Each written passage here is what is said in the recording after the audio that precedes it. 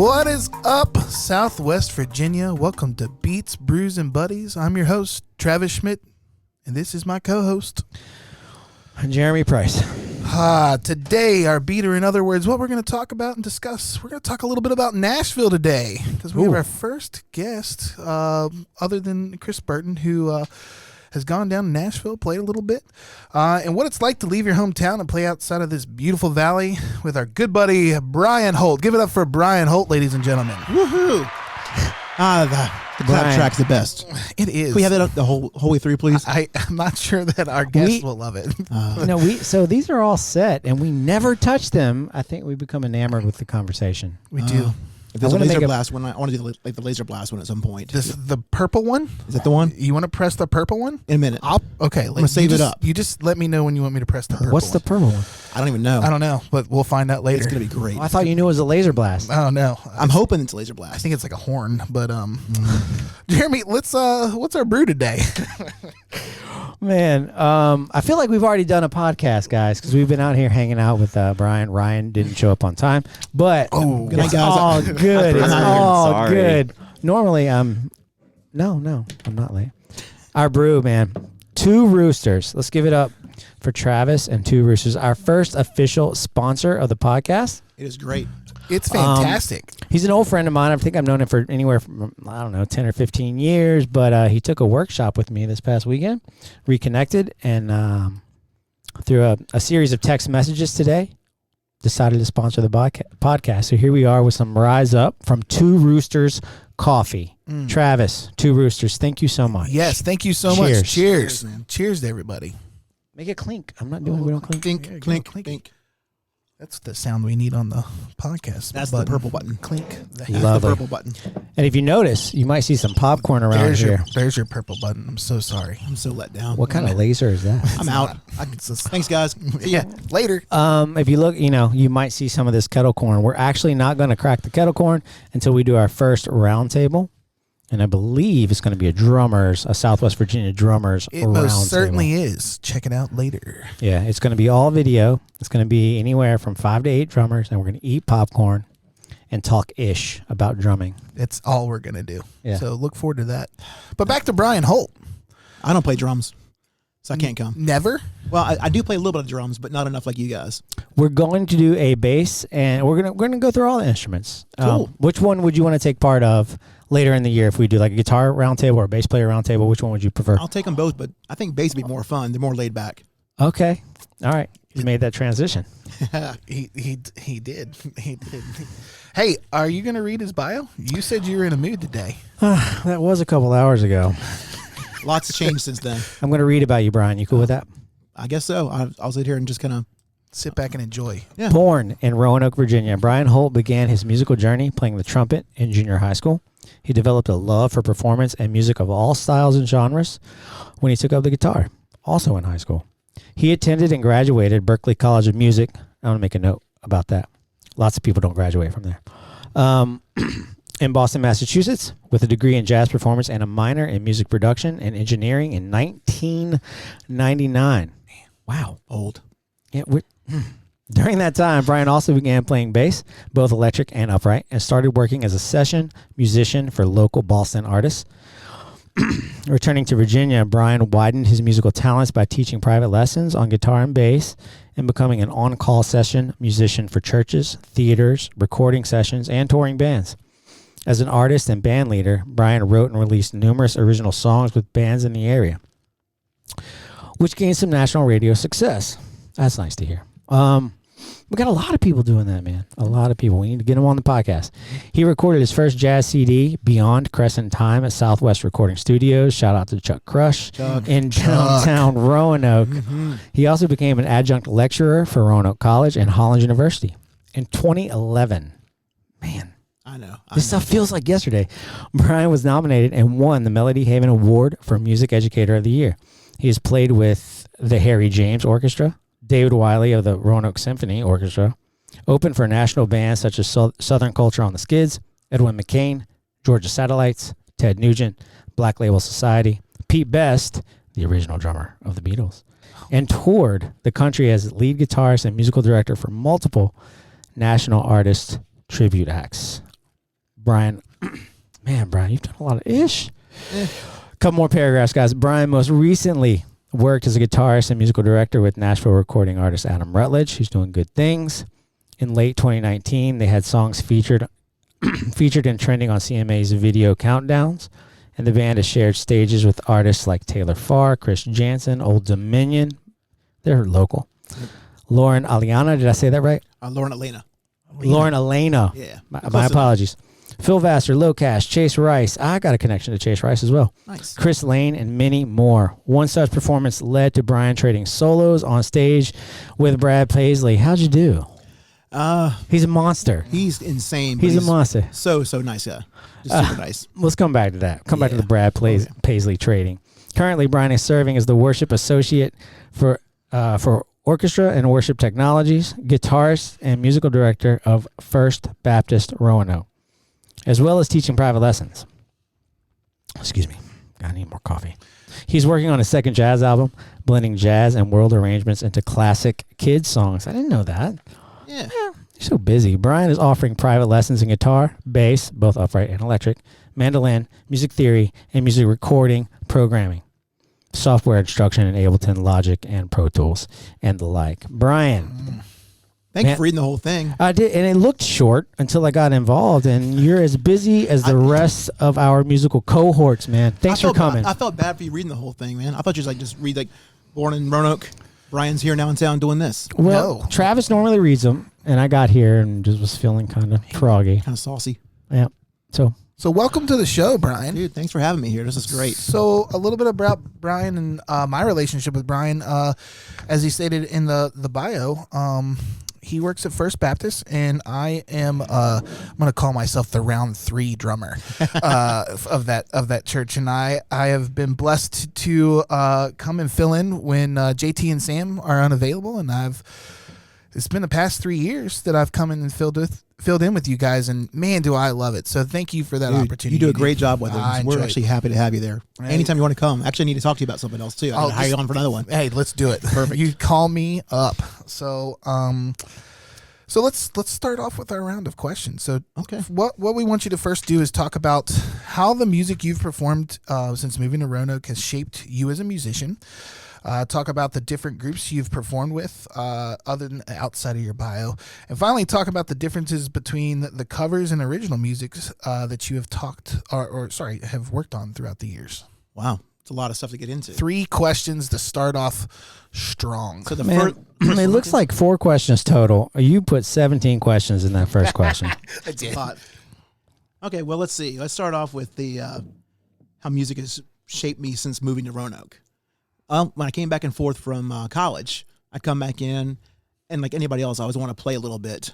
You know, when you're back in town, you only have like 3 months to get something together. And every time as a guitar player, I'd try to go through, put something together. We'd have our first gig, and I got to go back out of town again. So it kind of sucked after a while. Just not very much fun with that. I finally, after my 3rd year, decided, somebody's like, "Can you play bass?" I was like, "Sure, why not?" I didn't own a bass, never played a bass before in my life. And I hooked up with a guy named Billy Chase around here in town. Had a band called Fashion Smoothies, and became the bass player for him. And we played gigs with bands where I would borrow their bass player's bass and play it. Their entire rig. I was like, I'd show up, they're like, "Your bass player doesn't have a rig? What are you talking about? You want to play a gig with us?" But it became a lot of fun. It was like out of necessity. Yes, so I started please. playing like that, and I became a bass player here in town. I switched almost overnight from being, I was a guitar player everywhere I went. Then I was all of a sudden a bass player. And that lasted for probably easily 15 years. So that changed everything that I did. All because I came back in town and wanted to start playing as fast as possible. And I found out if I was a bass player, I could be playing in 2 days. But if I was a guitar player, it took me about 5 months to get a band together and go. So I started doing that immediately. That's crazy. So I played bass out of necessity because I wanted to play. And I spent all my life up there at college playing guitar. I never played a bass up there hardly at all until that last year. And so when I got in with Billy, started doing all this stuff, and we started getting flown back and forth, from radio tours and stuff. It grew out of just exponentially, pretty much. So I was like, you know what, this bass is not a bad idea. So I started doing that up there in Boston too, and the thing took off as well. So if you really want to play a good instrument from there, pick something that people don't play. Everyone plays guitar. You could shoot into a crowd and kill a guitar player. But I'm not advocating shooting anybody. Let's go ahead and stop that right now before anybody says anything about that. Don't cancel me or anything, please. There's a certain small town mentality that may think that you stepping to the side or stepping back and playing bass is actually a backward step, when I know as a musician that's not the case. Obviously that didn't have any weight in your decision, but did you learn? Like when you switched stances, did you learn? It was a very different thing where you approach an instrument completely different as a bass player. You're a supportive instrument in the first place. You're the foundation, you're the connection between the rhythm and the melody. You really are. And if you can't do that in the first place, it doesn't matter what you try to play. It's not about the notes you play, no matter how fast you can go through that, not about your skill level, proficiency or anything, is to be able to lock in the band with that. And I found that to be much more important than anything else. And I feel like our bands, I'm not in no way being prideful about that, but I feel like our bands got a lot better in general when I would come through and play bass for the right reasons. Right. And I'm much more happy. My whole thing from the very beginning days was like, I want to play music. I just want to play music. And I'm happy to play any kind of music at any certain point on any instrument pretty much. It's a better life for me than sitting in a cubicle, than asking, welcome to McDonald's, what do you want for lunch? I would much rather do that in any way, shape, or form. And not playing. Than not playing. And not be playing, yeah. I'm not going to go through and play a Britney Spears tribute band tomorrow. But, I'm saying that I'm happy to. Do you want to? I will start one with you right now. Dude, if you're the lead singer, I might be in, actually. Yeah, that's weird. I would 100% play in a Britney tribute tomorrow. I would. But you say some cool stuff, Brian, because a lot of people approach their instruments and learn their instruments, but ultimately you're approaching a tool to play music with. And, I had been confronted with that several times, and where I'd take more of an auxiliary position in the band just to play music because it's fun. Yeah. And a lot of people won't do it, and a lot of people really see the value in doing it, and that's cool. So I knew you as a guitar player. Like I'll talk about our first meeting, which I don't know if you remember. It depends on where it was. What exactly. And I was thinking about it today, and I knew you as a guitar player, but in Roanoke, I don't know if I had ever seen you play guitar. You came back and you did stuff with Billy, Fashion Smoothies, and moved on to pop rivet stuff. So I just knew you as filling a void, and I don't know if I'd seen anybody local do it quite like that. I would have to think, but ultimately we just want to play. Yeah. And I think, our listeners need to hear, sometimes you might need to switch if you have that capability. Not everybody does. Travis is multi-instrumental. That's very true. I do enjoy it, and I feel very connected to hear you say that, because sometimes switching just gives you a different idea of what else to learn out there. And I think that's if you have that mindset, you're going to go far, at least in this little town, because people need it. You can get so lost when you go through and focus on just yourself or your own instrument or what your abilities are on that certain instrument from there. Music's a language, and that's why almost everybody that I know plays with somebody else. So playing covers and originals, I mean, you loved both, would be my guess. Absolutely. I mean, the whole thing came down to, within cover songs, if you can actually find that moment of perfection, your own personal perfection, and that's a whole different category we can get into later on, but the moment where you feel like you've given it all you've got to make something correct. Yeah. I'm not saying it has to be dead on, sterile, perfect to what you actually heard on the recording from that way, but to be able to do something to the level where somebody gets what you're trying to talk about. And that if the whole band can do that, I've been very fortunate to be able to play in certain bands, especially cover bands and tribute bands, where their job is to basically emulate what you're hearing on the record. Well, that's what you're doing now at the church. I mean, we're emulating cover music to an extent. Just about everybody, if they're playing a cover song for anything like that. Would you agree with that, though, at church? I mean, you're making it sort of our own, but there's also a sheet of music that we're playing that somebody else wrote, too. Oh, exactly. Definitely. So, and I think there's a natural thing that comes into it when you do this, where you've got, just like a director would come in there and they've got a piece of music that sits there and says, all right, it's 88 BPM going through this, and they have this certain slowdown here, they have a certain part, this crescendo back and forth through there. Everybody's got their own take on how loud that crescendo can get. Well, let me be more specific. I'm talking about the Michael W. Smith stuff, the pop Christian. At that point, music. You're trying to go through and recreate pretty much the exact same thing with that idea to be able to get the same emotion across. Definitely. Yeah. Oh, yeah. And there's a lot of that goes through there. But when you come into cover stuff, then you come into original music as well. You're trying to go through, I mean, it's a different way of thinking about a cover song. If you're going through and playing a song that one of your friends wrote in the band or yourself, you have an idea about how it's supposed to sound. Are you covering your own song that way? Are you covering this person's song when you play it, even though it's an original song? When I was doing stuff with Adam back and forth too, it's like we wanted to make sure that his vision for this song was a very specific thing. And we'd be talking in our rehearsals sometimes together, and he'd be like, I got this idea for this, and I'm trying to get this across. And just he and I sitting there 10 o'clock, 11 o'clock at night, like, I hear what you're talking about with this song. This is an amazing idea. I got to make sure I make this the same way, because I can sit there and this guy's got this vision of this girl standing here and the light hits her a certain way, and he's just had his heart broken, or she's had her heart broken, anything like this back and forth. I could come through there with my take on it and be like, oh yeah, she's out there on a sandy beach. It's pretty out that day. And she just broke somebody's heart and she's having a good day. You could actually change everything around with just your take on a certain song.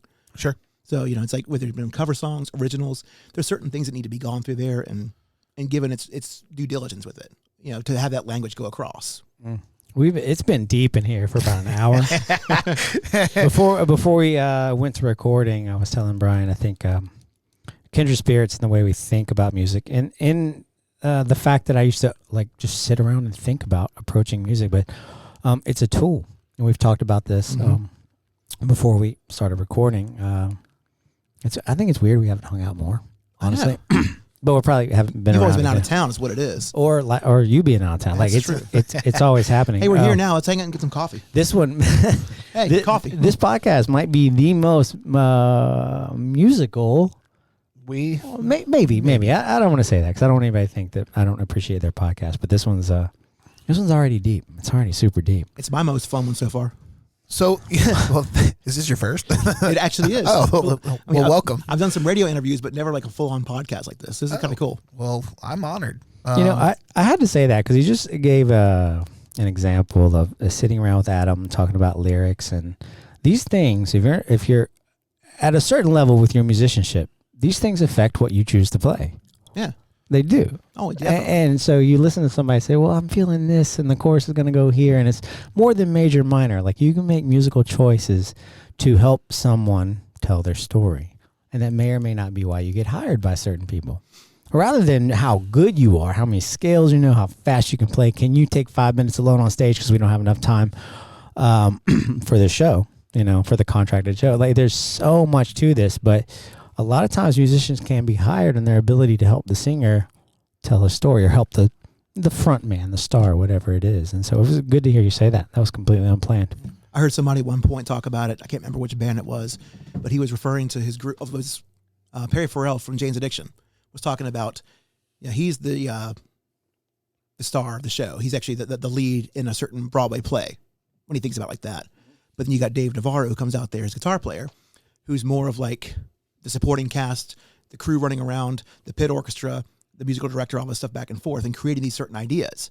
And Perry's like, my idea came out at first and it's nothing without this going through it, the rest of this band coming through that. And I think it's a very important thing to think about. Everyone always talks about, especially in Nashville, the talent, support the talent, give the talent everything they need. The rest of the band is there to support the talent always. But that relationship really does provide the foundation for everything that's happening with that. There's no one person, even though there might be one person's name on something like that, everything that goes through there has got to be there. Knowing your role in the synergy that you're aiming for is crucial. Yeah. And egos can get in the way of that. Always. There are fantastic sidemen who have so much talent, arguably more than quote unquote the talent, the singer, whoever you're backing. It can get in the way. Oh, it can totally get in the way, but there's a thing called synergy and chemistry, and if you're hired to do something, you're hired to bring the synergy to some sort of balance. Usually in that scene, in the Nashville scene specifically.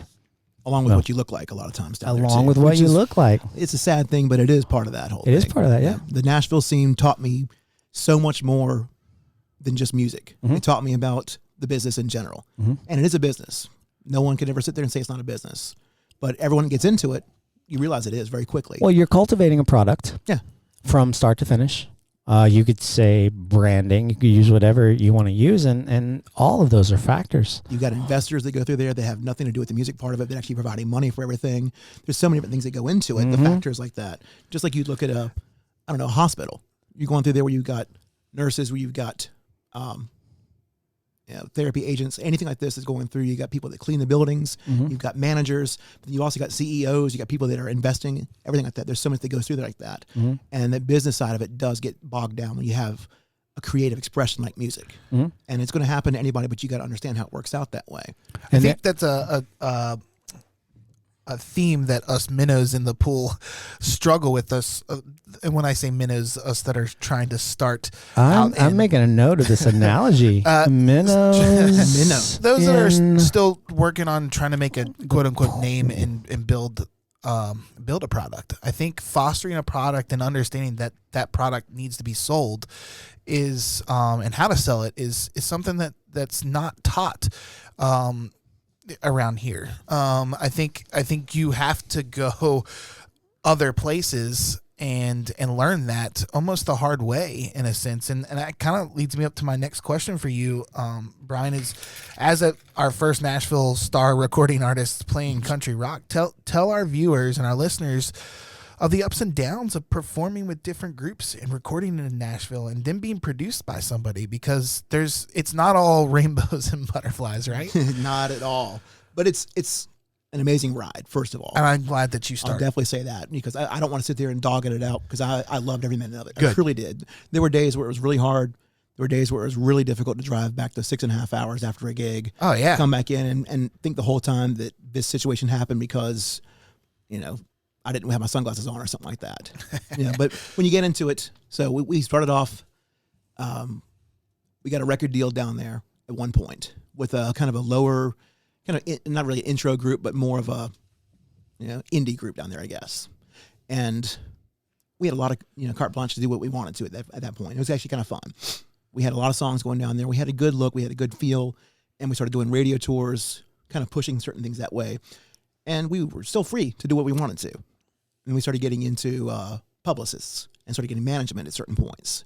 And that's when the money starts coming in, where people are like, all right, we're investing in you guys here, and we're going to push you to this level here. But, we want you to make sure that you look like the part. So then it starts turning into less about the music for a moment, where they're like, all right, make sure you actually get, the skinny jeans, wear those. I can't fit into them. So the image. Yeah, it turns into a lot of that. The storyboards start coming out of people showing you, all right, I want you to dress like this. And it really turns into the whole Office Space thing where, like, all right, we want you to have 5 pieces of flair that you wear and 5 pieces of flair that you wear. And that's your thing that you do like this. So it starts turning into that. And then it starts turning into the analytics where they're looking through social media. All right, we have your crew right now is producing this certain audience of females between the ages of 18 and 24 that actually watch you guys on Facebook between 7 and 9 o'clock at night. And they prefer you guys to actually have all your videos put out in black and white. And so all of a sudden we are putting out black and white videos between 7 and 9 every night, except for Thursday nights, because people don't do that at that night. Strictly based off of some sociological demographic. Yeah, some consultants come in there and start telling you that stuff. And then it starts turning into the thing where they're like, all right, your song, and then I never thought this actually happened like that, but they're like, your song is 3 minutes and 49 seconds. It needs to be 3:35. Shave out what you need to. 3:35. Why? That's the number we're going for. Man, that's so foreign to me, because I don't even know where to begin to process that.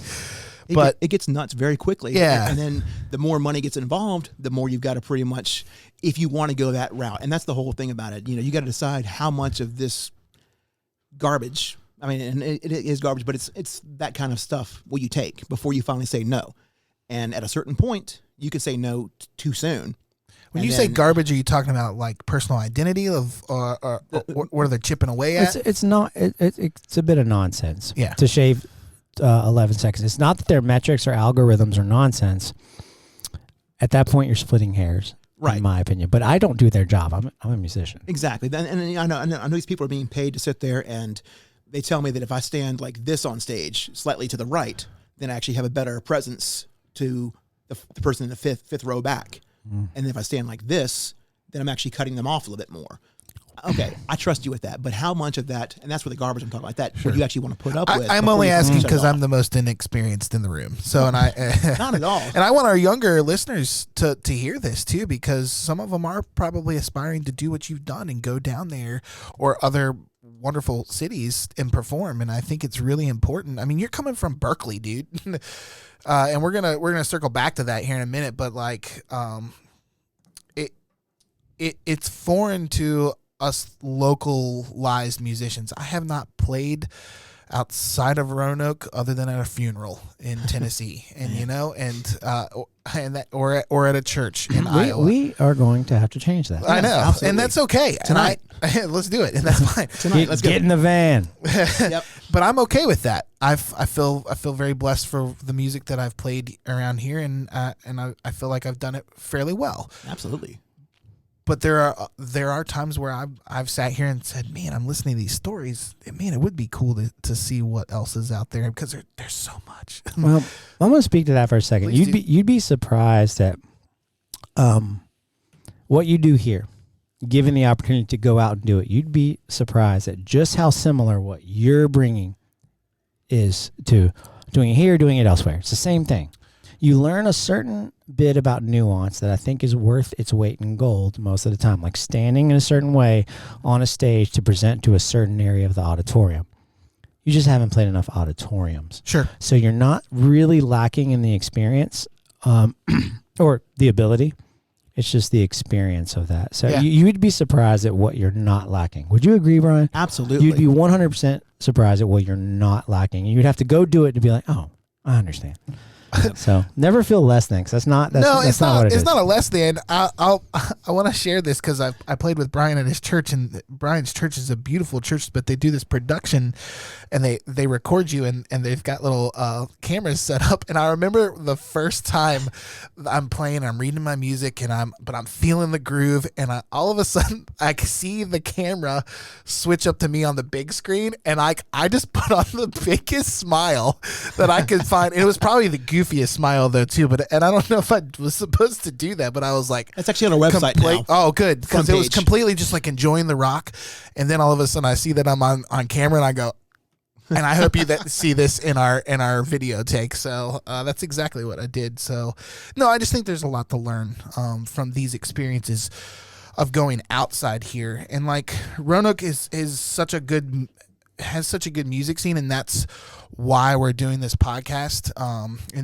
including our surrounding areas. We're really blessed, but you've played in other places, so talk about those places and what that has brought to your musical journey as well compared to Roanoke. Right. Well, what's one of the most amazing things, really? I mean, I've been very fortunate. I've played, all the way up almost into Canada, through Detroit, down through Texas, down through Florida, out to South Dakota, almost out to Vegas and everything. I've been all across, not every state yet, but I'm getting there. I'm trying to get there pretty closely. On the road, the biggest thing you notice is that everything looks the same. That's one of the best things, and actually kind of one of the not disheartening things, but at first it kind of takes you out of that whole magic side of it, where it's like, wow, if I could just get out on the road, I can go to Illinois. It's going to be totally different out there. No, same stuff. Same hotel rooms, same areas, same club styles. Wait, coffee's the same? I'm just kidding. No. Two Roosters has got it beaten all here. It's all good stuff. Get them. Roads are roads. Roads are roads. It's very true. Roads. And then you also have, sound guys are sound guys a lot of times. You have some great places you're going through with that. It's your music still coming through. So when you get up on stage, it feels like you're back in a normal stage back home again. Different crowds out there. And I really enjoy the bigger crowds in general, not because there's more people out there. For me, it's easier for me to relax.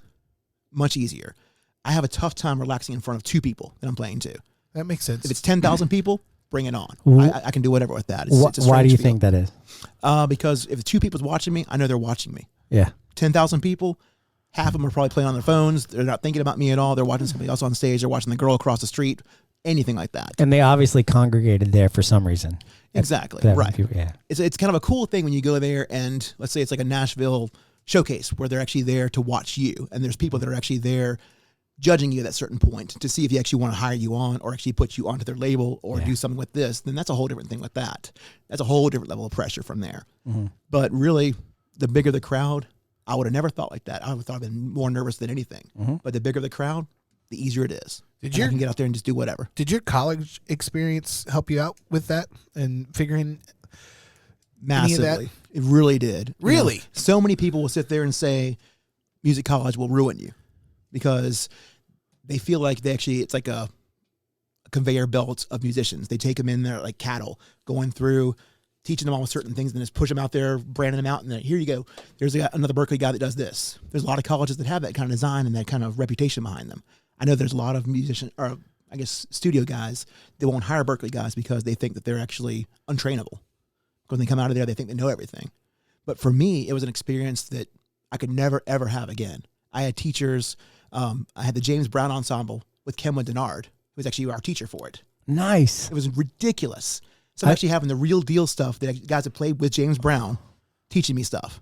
And the guy who plays with Maceo Parker. It was just like, you're my drummer or you're our teacher? I saw Kenwood play with Dave Husinski at this little spot in Cambridge. Wow. Actually, I may have not seen them play together. There may have been a sub, but they used to play this little spot over there in Cambridge. Regatta Bar? No. Or Riles? No, I'd have to text somebody to remember the name, but I was just fascinated with Dave. And but Kenwood would show up every now and then. Mm-hmm. And so beautiful. Go on with your story. Oh, yeah. So, but Berkeley, it really was a great place. Berkeley is what you make it. And I think it's with any other college, with any other experience in general. You could go through there. I knew a lot of people that could go through and have straight A's and get nothing out of the school in general. Sure. But you got to go through there and give it your heart, give it your all. And I did that when I was there. I gave it everything I had through there. I find that so beautiful, Brian, because a lot of people say that post-secondary schooling, I got this education in psychology, and it just didn't really prep me for the psychological world like the experience has. And most people talk about their experience rather than their college. I keep telling our viewers how the college experience was so good for you. I loved every minute of it. I was up there with people that were, professional musicians since age 2. Just amazing players, amazing teachers. It was just a great thing where they taught you things that they wouldn't teach you. It was more life experiences going through. I think my first, I guess you call it the entrance speeches they give you like that. They sit there and they tell you right off, like, practice all you can, but get out and enjoy the world.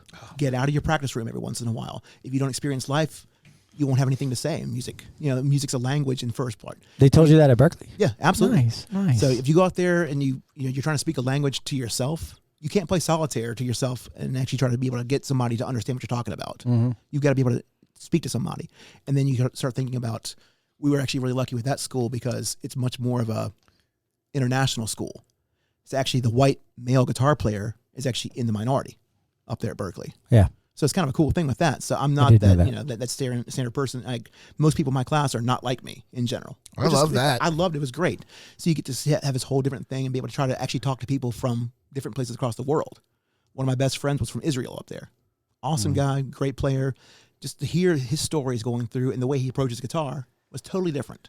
I think that's cool because there are so many different beautiful cultures out there that have such a very different musical setting and experience than what we have here in America. Not that I'm knocking anything that we have here. Yeah. When we air this show, I have finished In the Heights at Mill Mountain Theater, and it's a Latino Hispanic show, and I have learned so much about myself and that culture just by playing the music on that page. And I think there's a lot to be said about being open and learning from other cultures and other people of different races and identities to grow. And it sounds like that's what you got at Berkeley. I think one of the best things in general with music, you can go back and look at the Beatles and their whole India trip. They start bringing these things back in here. The Ravi Shankar stuff changed everything around for them. Yeah, it's not so much that they actually became different people, but they brought in a different way of speaking with certain things. Yeah, and I think you need to have that as an orator of any way at all. If you want to talk to somebody, you got to be able to talk in different ways. If you just sit there and say the same thing over and over and over again, people get bored with it. I'm not saying you have to change your style around, but people will change your style automatically as you're going through. People will change their style, I should say. Yeah. And you'll grow, you'll change, you'll mature in certain ways, you'll regress in certain ways, but you got to be able to actually talk to different people. And if I go out to order a sandwich from, go out to Burger King, and I walk in and I'm like, start speaking Latin because I know how to speak Latin, I'm not going to get my sandwich. Yeah. You know, and at the same time, if I go out to this highbrow society and I try to walk in there and be like, yo, dude, what's up? Who's holding? You know, something crazy like that. Who's like, holding? Like, what are you talking about? Yeah. Who are you? Mm-hmm. Yeah. So if you want to be able to be heard and be able to be taken seriously, you got to be able to adjust what you're saying to the correct people you're talking to at that certain time. I think that's a great metaphor for how you collaborate with the other musicians in the room. Yeah, I think it's an important thing because if you got somebody that plays a certain style in general, or even more importantly, you're playing with somebody that doesn't understand, let's say, Nashville number systems or keys at all. You know, like I worked with one guy before, great guitar player, classic rock trained, can kill stuff. Well, let's say I'm talking about like an E7 sharp 9 to him. And if I sat there and told it to him, he'd be like, I don't know what you're talking about. You'd be belittling to him at certain points. But I know how to say it. Like, dude, it's the Hendrix chord. Play the Hendrix chord. He's like, oh, dude, nailed it perfectly. I know he can do it because I'm speaking the right language to him like that. Makes sense. So you got to get those points across. It doesn't matter if I can sit there and say, oh, I know about this blah, blah, blah, blah, blah, over this blah, blah, blah, blah, blah. It doesn't matter. It really doesn't matter. I don't need to sound as smart or important or anything like that. I need to make sure I make music. Words matter. It's a method of communication. Yeah, There's a lot of fantastic musicians that always, if they feel, what's the word? If they feel intimidated, if they feel less than, if they feel like they don't know enough, though, they're so quick to say, listen, I don't know the names of these things. I'm just playing them. And if anybody is listening now that does that, you don't have to do that. No. Like, just because we call something doesn't mean you need to know. Like, so there's D major, there's D minor. You don't need to know how they work necessarily to be able to play them. It's really efficient if you do, but you can take culinary arts. You can take the idea of construction. There's jargon in everything. It doesn't mean you're less. It just means the ability to communicate it might be a little bit less. Right. It's an opportunity to learn. I hear it all the time. Well, I don't know what 7, 8 means. Okay, well, if you can count to 7, you do know what it means. Right. You're not less than. That's just what you get when you put a little extra time into your art form. That's all that is. And the fact that it shuns people or it stiffs arms, it's just not worth it. And I working with Stomp, like they don't communicate things that rhythmically that way. They're offs and ons. There are fast offs and fast ons. Right. There's not upbeats and downbeats, because just that level, upbeat and downbeat, is like, what's up, what's down. Mm-hmm. You know, you can question your entire existence because somebody's using some jargon that someone put into play, and it's just not worth it. And being able to communicate around it is a beautiful thing. Yep, very true. So, jazz was your main focus at Berkeley? It was, yeah, definitely. I was coming back and forth in between, I think, my second, third, and fourth year. Well, second and third year, I should say, because I graduated in fourth year. But I was coming back home, and I was playing kind of like more Foo Fighters, kind of style music in there. Yeah. So I was kind of an anomaly in the first place. I was one of those guys that was going to the jazz school that liked all kinds of music. And it really was, I was the typical guy around here now. Like when you ask somebody, what kind of stuff are you into? Oh, everything. Everyone always says that. I truly was that guy that liked everything. I listened to Wes Montgomery, Pat Metheny, but I'm also listening to Chili Peppers, Guns N' Roses, going back into Rage Against the Machine, 311, over into like Hank Sr., everything like that, and just all over the place. And then classical music too. I'd listen to like Robin Hood soundtracks and stuff, just everything like that. Danny Elfman music from there in general, just anything like that. I was all into it because it was music. So I really was liking everything that way. Was there anything that you didn't like playing at a certain point, or maybe even listening to? Well, after playing Mamma Mia for 3.5 weeks, it's a little harder to do. Sure. At that point, that's become a little bit more rote, and it's hard to actually, the challenge with that, as you're finding already within the Heights in the first place, is after you go through a certain amount of weeks of playing something, it's in your head. You try to go to sleep, and it's still going through your head, playing through. It's hard to find the joy in it after a while. Yeah, and that's the life of playing music with a theater company. I mean, they're short runs, but those runs are heavy loaded. That's also why they give the Broadway guys, was it 5 weeks or 6 weeks paid vacation each year? Sure. So they can actually get off there, and they're allowed to go and have 6 or 7 different alternate subs to go on through there. They switched out shows back and forth up there in New York all the time. Subs are important. Yeah. So you can actually still keep your livelihood with that one. But, that's about getting burned out on certain things. On the road, for me, it was never like that. Even that you're playing the same shows, especially with the tribute shows. Sure. Because they were actually pretty much scripted down to everything. And if I was the musical director for all those things, I was always kind of like the epic man for the talents, Johnny Carson. He's going through, he have the same jokes, and I was always that's awesome, blah, blah, blah, blah, laugh about it the same way, and same joke in the same spot. The guys that, grabbing the first person out there in the crowd and says the same joke about the same guy again that he said last night and the night before that, and the night before that. Oh, yeah, that's a nail it, same thing.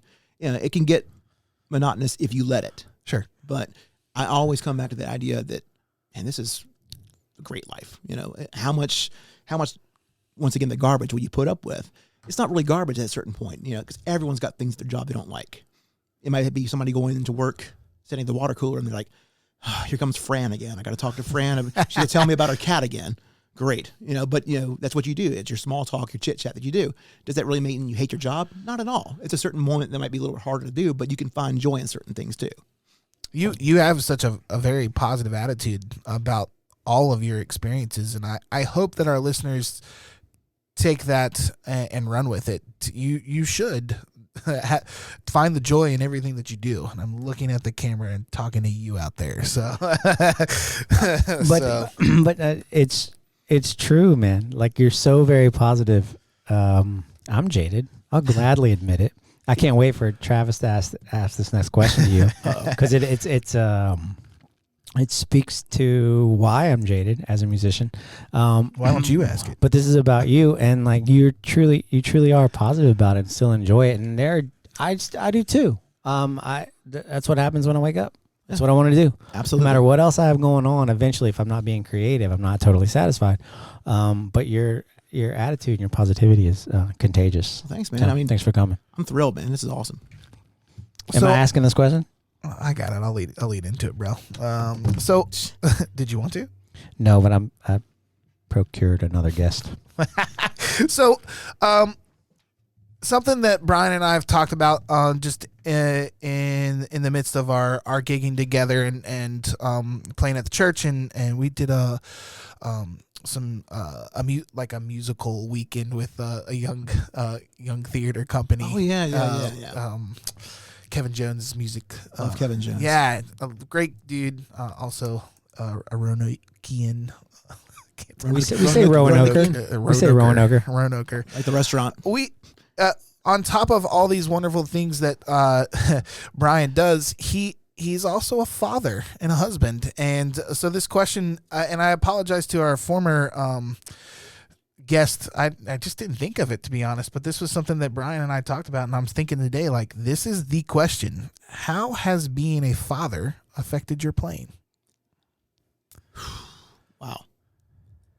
I knew that was going to happen. Yep. You could just sense that one there. Yeah. Honestly, before Lucas was born, I really didn't know what was going to happen. I really didn't. It was one of those that my wife and I didn't have arguments about. What am I going to do when I come? Am I going to come off the road or anything? Do I want to be around for a lot of stuff? Once he was born, like the literal moment he was born, and I saw him for the very first time, and I was like, well, first of all, God exists. No doubt about it from that point, from there on. And I need to do whatever I can for this kid for the rest of my life. I mean, I actually decided that way before I even had a kid. It's like, I'm too much of a kid. It was always my joke. I'm too much of a kid to have a kid right now. I would say that. And I had my kid when I was 42. I guess 42, something like that. I'm old. I'm definitely old. But it turned into a thing where, I'm going to make sure I'm there for him for everything as best as I can be at all times. If that meant that I would still go off and play gigs and come back, whatever. 2 weeks after he was born, we had family in town, and I got a call to do a gig. And I left. It was down in Atlanta, Georgia. I left at 6:00 that Saturday morning. Drove down there the whole way, thinking I'd still be thinking about the gig, but it wasn't like that at all. It was more about the kid. My kid. I didn't know him all that well yet. He's like two weeks old. All he was a pooper and a crier and everything at that point, as they're going to be for like the rest of from what I can gather until like they're 18 or 20, maybe even longer. I don't even know. But still poop and cry. Oh, perfect. Yeah, and me too. Too much sometimes, but that's a whole different story. But all I could think about heading down there was I want to get back and turn back around and get back up there. But I'm doing a gig, I'm playing the gig. And when you get into the actual moment for that, you've got to be able to shut certain things off because your job is there. If you don't work, then you can't support your family also. And the love and the joy does come back in that. There's certain points you got to kind of balance and you got to kind of compartmentalize certain things. My love for my child is there at all times, no matter what. My love for my wife is there at all times. When I go down to do a certain job, I've got to make sure that I focus on that certain thing as well. And I got to give it 110% at that moment too. So when I'm on stage, yeah, I do think about him, but I've got to make sure I do what I'm supposed to be doing at that certain point too. So it's a hard thing to do with that. It's a hard way to balance it. But if you really love what you do with that, you can make it work out. If you have a supportive family, a supportive wife, I'm not going to be the person that's going to be gone, 8 months out of the year when my kid is 2 or 3 in the most impressionable years. There's a communication aspect, I assume. I mean, I have that with mine. Yeah. She knows when I'm playing, Right. And it was the most amazing thing to me that happened about 2 weeks back. I was getting ready to go back over to church and play our young adult service on Sunday nights. I was leaving at like 3:30. Put my guitar on my back, and my kid walks in and was like, "Oh, Daddy's going to work," and he was okay with it. And he's like, "Bye, Daddy," and walked off. And I was like, "Okay, he knows what's going on. He knows what's up. I'm not leaving him. He doesn't think that I'm just going to be gone from now on." Sure. Because I do come back, and when I'm home, I'm him. Yeah, I'm there for him at all points. We'll sit there and we'll watch Sesame Street together all day long. Yeah. We'll listen to all those great songs. By the way, U2 is actually on Sesame Street quite a bit, by the way. Do you have any idea about that? I didn't, but it's on my list now. Yeah. Yep. U2's on there. Tom Hanks is on there a whole bunch. I don't know. It's a whole different story with that. But it's amazing to go through and do that stuff. And to have him hit that moment where he's like, I know Daddy's working when he does this. And it's a whole different world for me with that. I'm happy to do that stuff. You can balance these things out and still be able to have a career in music. You got to be smart about it. You can't, at that point, you can't just start taking every little thing. I mean, you got to decide which way you want to go.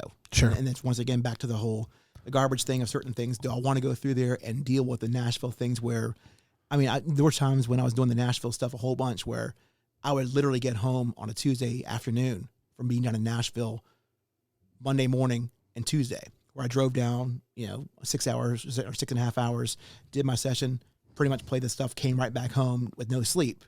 And I pull back in. They're like, we actually need you for a session tomorrow. You need to be driving back down here. Can you leave at 6 a.m. and come back down here again? At that point, how much of that do you want to do? Sure. You can do as much as you want in that vein. And you can get worked to death if you want to, but you got to decide how much you want to do with that.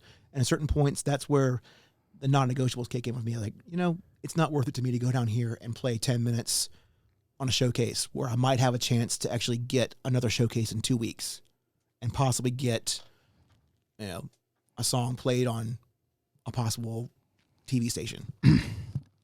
So there's a point where the ifs, the ands, and the buts become recognized to you as merely ifs, ands, and buts, and your child is not an if, an and, or a but. Right. They're there. And Ella did the same thing for me. If anything, if I had to put it in the most curt delivery I can think of, she taught me how to say no. Yeah. Because she's more important.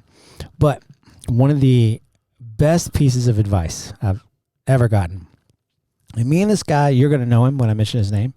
We are acquaintances at best. I have the hunch that we're going to get to know each other better soon. Jake Dempsey. Stomp came through Roanoke on that last tour, and he wanted to bring Ella to see it. My daughter's name is Ella as well. So I got him tickets for it. And I wasn't in a good way on my last couple of tours. I was in a bad way because I had a kid and I was trying to make money. I didn't know who I was and where my daughter wasn't close by. All these things you spoke to, I could see in your face. The question was, how has being a father affected your playing? Because it's heavy for a musician, right? We have to become far less selfish in that moment. Yep. But he says to me, because I had planned on coming home. I didn't know if I was going to do another tour or not.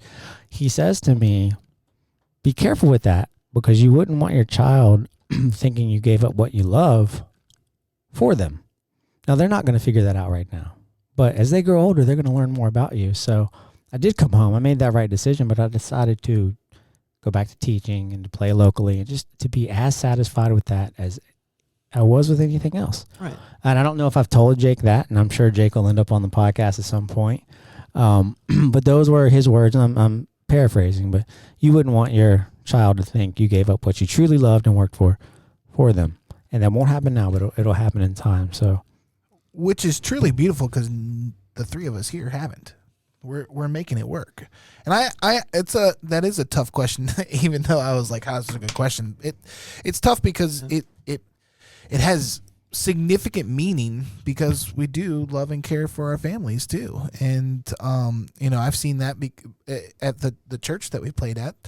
He gets to see you play though too, which I think is important as well. I've seen Ella watch you play. I think it's important that our children see our craft. Yeah. For me, things worked out in a very, very special way. He was born in August before COVID kicked in. What day? August 3rd. Okay. I'm the 11th. Ah, man. No, 11th. We'll change it to 11th for this one now. Yeah. Sorry, Lucas. I'm buddy. the 3rd. No. Yep. Oh, even better. But I had the ability to be home with him. Like all of a sudden, he's 5-6 months old, and COVID kicks in, and as we know, as musicians, we lost everything in that moment. Yeah. Teaching went away. I mean, you could try to do like lessons on Zoom or Skype. It just pretty much went away. But what I decided to do, I stayed at home. My wife is actually traveling MRI technician. Now she's back at CT down in Rocky Mount. But so she's medical field. Mm-hmm. So she's working all the time. I'm home with Lucas, getting to know this kid and really getting to know him. Yeah. And so it's like, man, things just worked out in a certain way where at the perfect time, I didn't have to make that decision anymore about traveling on the road or anything because those gigs dried up very quickly. And then he's about 1.5 years old. This was right before last June.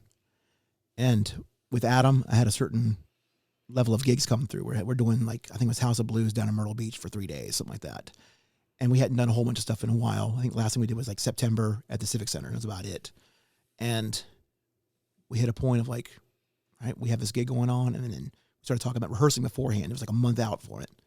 It's like, the more I thought about that gig, I can't do this. I mean, there's no way. I was like, I can't leave my kid home right now to go and do what I've been doing before with you in the same capacity. Yeah. And that was my only thing I was really doing besides actually playing at church. At that point, I was just a hired on guy at church to play for the services, and I'd have Wednesday night rehearsals. So it was like I was getting a few hours in each week. Not a lot of money. I really wasn't much of a breadwinner at that moment. But I decided at that point, there's got to be something better to do with this somehow. And I told Adam, I'm really sorry. I can't do this anymore. I can't leave my kid. I need to be here for my family. And he totally understood. He's a great, great guy about that. He's like, I understand. You're making the right thing. And we had a great time. I wouldn't change anything we did for anything in the world. For everything we did, we like that stuff. And there's certain days would be crazy, but I loved it. Truly loved it. Every aspect of it. But it came down to like, you know what? I'm doing this differently. And then right after, it turned into a thing where starting in October, I got offered this job at the church, permanent. So it was like Sunday through Thursdays. And my kid goes to the same preschool as our church offers there. So I drop off my kid every morning. I pick him up almost every night, except for when I'm doing podcasts or doing Wednesday night rehearsals. But I'm there with my kid, and I'm still playing music. It's like the best of all worlds. Everything put together is just like, this is amazing. So I get to be the family guy, but I'm also now doing music all the time in a whole different way. Awesome. I think the takeaway here is you can do it, guys. You can do it. You can do it. You can do it all. Yeah. You can do it. Your heart's got to be into it. And I think, we talked about it a little bit before, the Britney Spears tribute band thing. I would go and happily see a Britney Spears tribute band if somebody's heart was into it.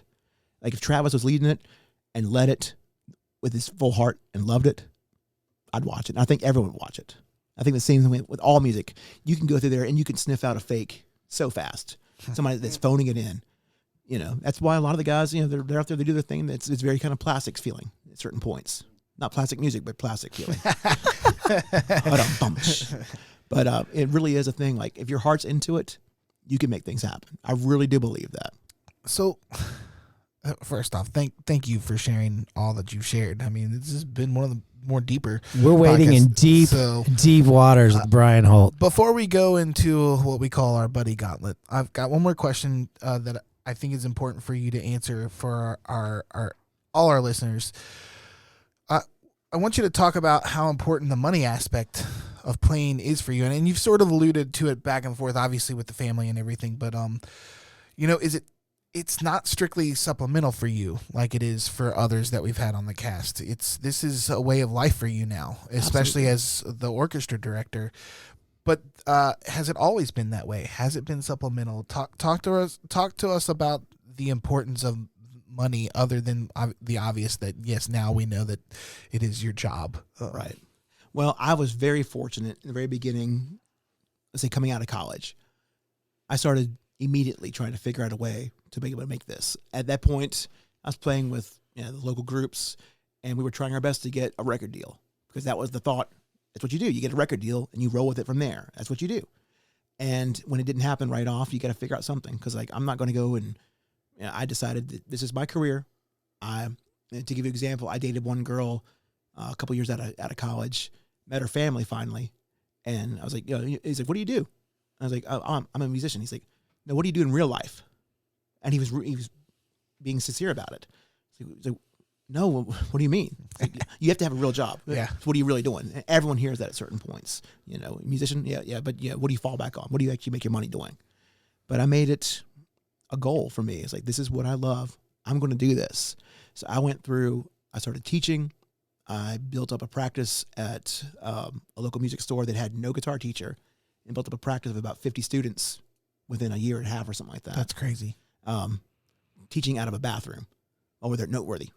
Yeah. Noteworthy music. Yeah, back in the days, over there next to Szechuan, back in the old school days. Man, those were the days. Teaching in a literal bathroom.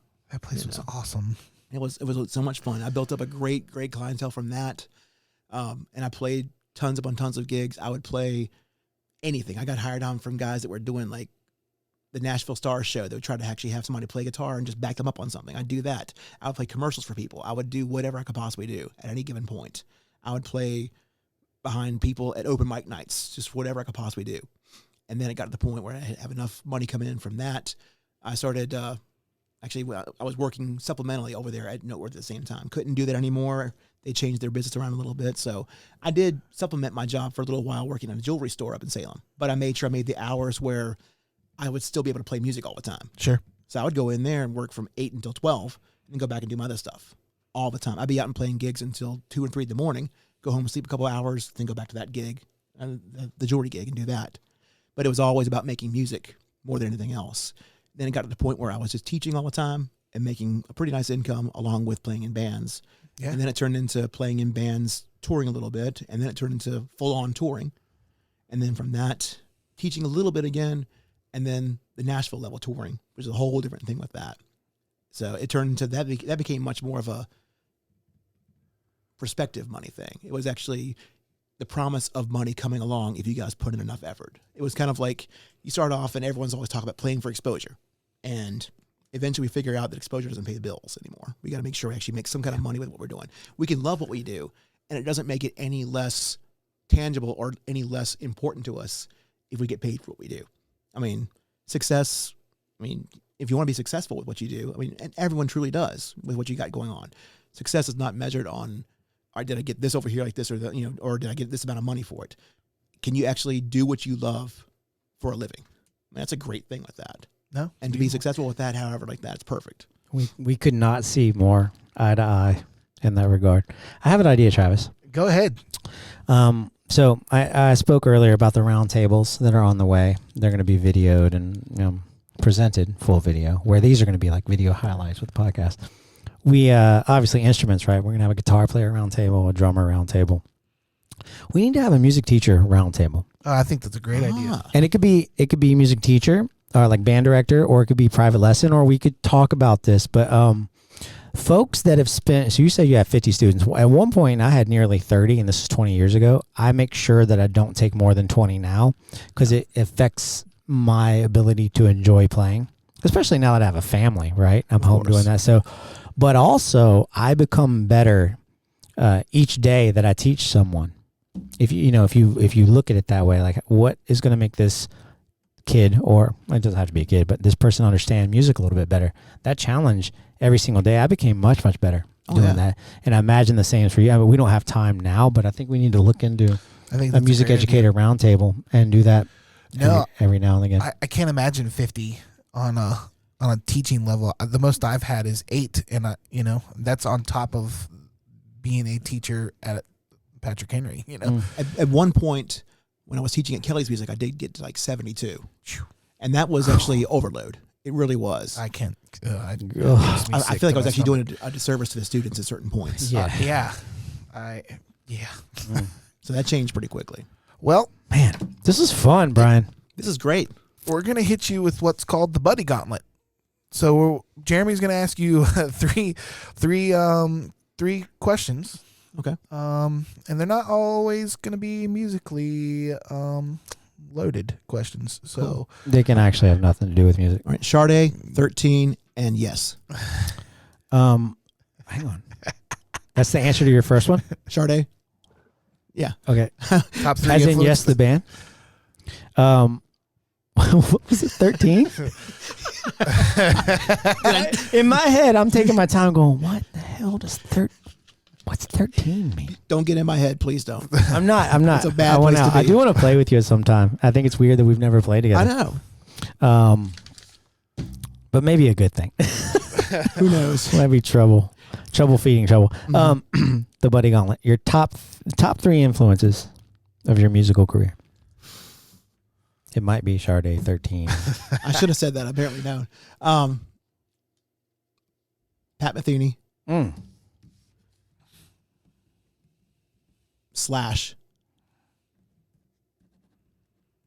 Dave Navarro. I like that Dave Navarro thing. Very different from what like people would expect, I think. I mean, that's typically the case. That's why I do this. Yeah. Like, people assume they know your favorites because they watch you play, but He did that with ease. He did it with ease. He answered 3. So the initial Buddy Gauntlet was like one. Okay. Favorite musical whatever, and people were like, well, just one? So anyway, we give you 3 now. Cool. Top non-musical influence. And it might very well influence your music, but it's a non-musical influence. Morgan Freeman.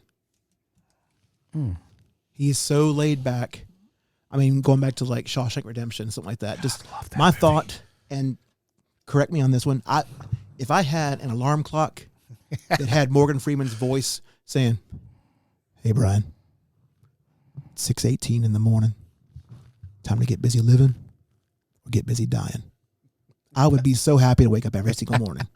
But just his overall.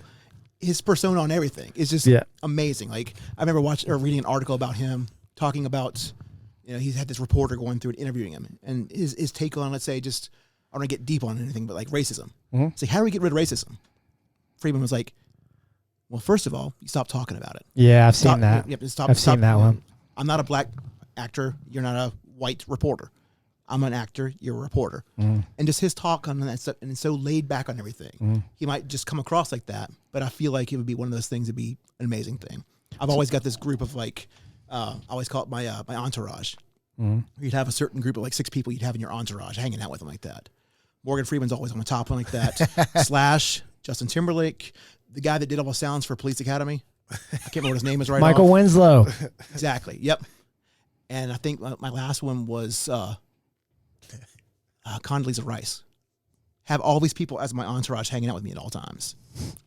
It's a heck of an entourage. I'm hoping, like, this Morgan Freeman thing makes sense to me. You have such a gentle, consistent positivity about you that it makes it, because that's what Morgan Freeman is. No, it's exactly Gentle what it and positive. He's not Samuel L. Jackson. It'd be the other way.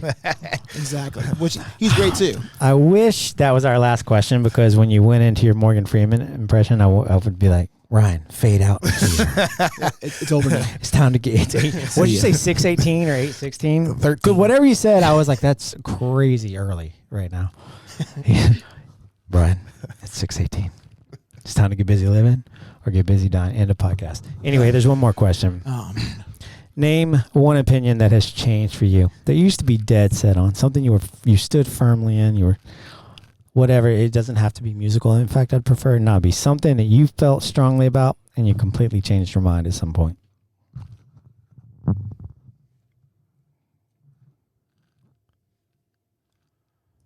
Having a kid. Oh, Really. It was one of those things where, I always talked about the thing of like, I'm too much of a kid to have a kid.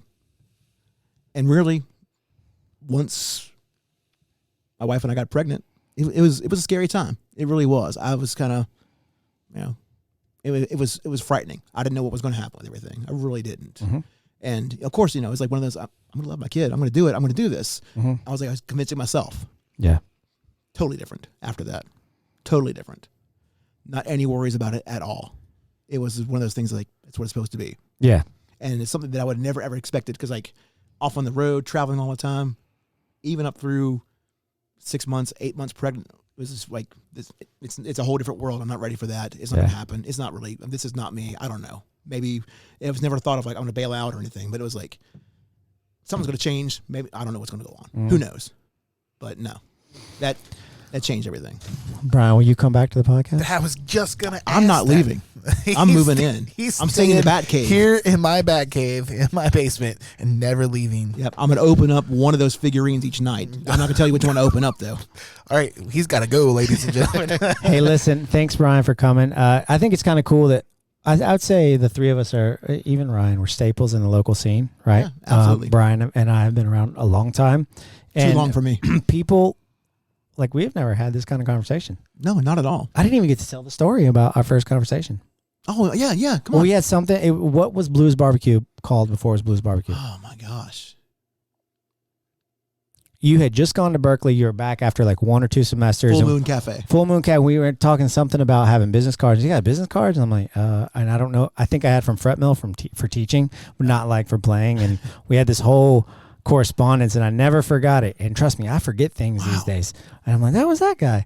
And then next thing you know, I knew you as a bass player, but you had studied at Berkeley and graduated as a guitar player. Yeah. And here we are in this little town of 100,000 people, not knowing each other, and people just witnessed us getting to know each other. So this is very cool. The town's that small, but it's got that kind of talent and drive in it. Very true. So please come back. What are we playing of his? We're going to play Love Kicking In. It obviously features you, but it's Adam Rutledge as well. Right. Do you want to give our listeners a little insight to, did you help write this song? Like what? This is one of the first ones we did as Nashville artists. And we did a really cool video for it down there at an airport, like a landing strip down that way. Oh, cool. So the actual video is shot down that way. I can't remember the guy's name that actually did the video for us, but he's very, very cool, very, very talented person. And it was my first experience of actually doing some Nashville kind of level stuff.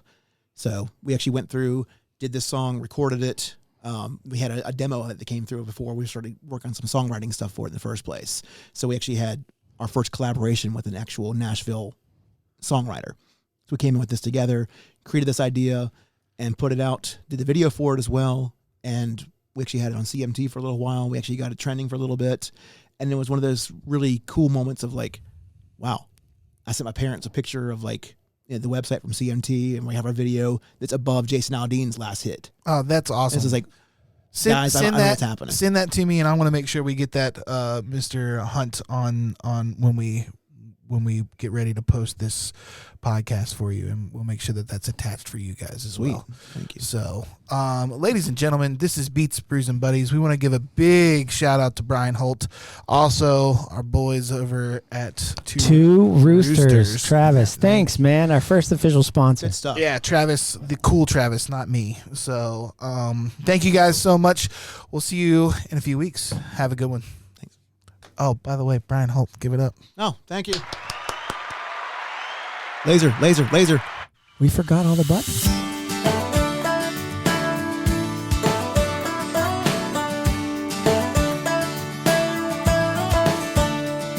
You don't know me from Adam, and I don't know you from me.